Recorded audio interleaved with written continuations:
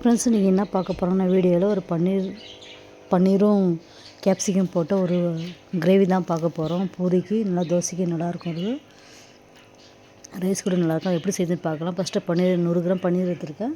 அதை இதுமாதிரி கட் பண்ணிவிட்டு எண்ணெயில் போட்டு எடுத்துங்க, ஃப்ரை பண்ணி எடுத்துங்க. அப்புறமா வானலை வச்சுட்டு கட் பண்ண வச்ச வெங்காயம் பாதியாக கட் பண்ணி வச்ச 2 வெங்காயம் நான் போட்டுருக்கேன். கிரேவிக்கு நிறைய வெங்காயம் போட்டால் தான் நல்லாயிருக்கும்.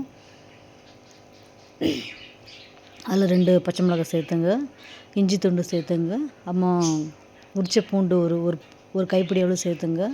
நல்லாயிருக்கும் போட்டால், இப்படி போட்டால் நல்லாயிருக்கும். நல்லா வதக்குங்க, நல்லா வதங்கணும். பச்சை மிளகாய், இஞ்சி, பூண்டு, வெங்காயம். அப்புறமா 2 சின்ன சைஸ் தக்காளி கட் பண்ணி வச்சுருக்கேன், அதுவும் சேர்த்துருக்கேன். ரொம்ப புளிப்பு வேணாம், தக்காளி கம்மியாக போட்டால் நல்லாயிருக்கும்.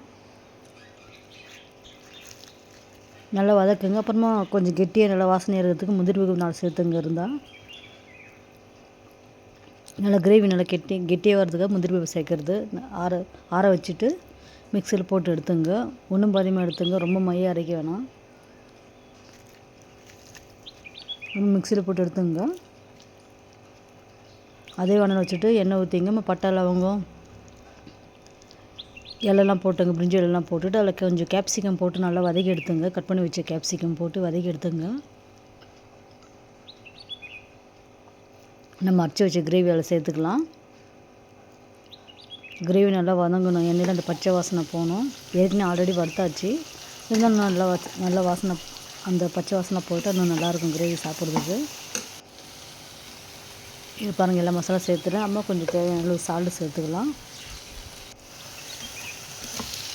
அம்மா வறுத்து ஃப்ரை பண்ணி எடுத்து வச்சு பன்னீர் சேர்த்துக்கலாம்.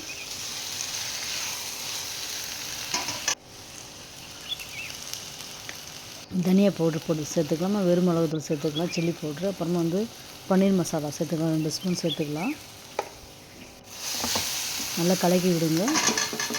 அந்த மிக்சியில் கழுவின தண்ணியை அதில் கொஞ்சம் ஊற்றிங்க. நல்லா வேகணும். இது பாருங்கள், எல்லா மசாலா ஆட் பண்ணியாச்சு. வேணால் கரம் மசாலா கொஞ்சம் சேர்த்துட்டேன் நான். அப்புறமா மூடி வச்சுருங்க. நல்லா ஒரு 1/2 hour கொஞ்சம் நல்லா கொதிக்கிட்டோம். நல்லா அந்த பச்சை வாசனை நல்லா போட்டோம். நம்ம வேணால் பட்டர் சேர்த்துக்கலாம், நல்லாயிருக்கும் வாசனையாக. சேகாட்டி பரவாயில்ல, நல்லாயிருக்கும். நான் பட்டர் கொஞ்சம் சேர்த்துக்கினேன். பாருங்கள், கொத்தமல்லி தூவிட்டு இறக்கிடுங்க. ரொம்ப சூப்பராக நல்லாயிருக்கும். சிம்பிளான இது தான் அது. வீட்டில் செஞ்சு பார்த்துட்டு எனக்கு கமெண்டில் சொல்லுங்கள். இது பூரி, தோசை, ரைஸ் கூட நல்லாயிருக்கும், சப்பாத்தி கூட நல்லாயிருக்கும். பாருங்கள், நான் காலைல பூரி தான் செஞ்சேன். பாருங்கள், பன்னீர் மசாலா ரெடி ஆகிடுச்சு. என்னோடய சேனலை சப்போர்ட் பண்ணுங்கள்.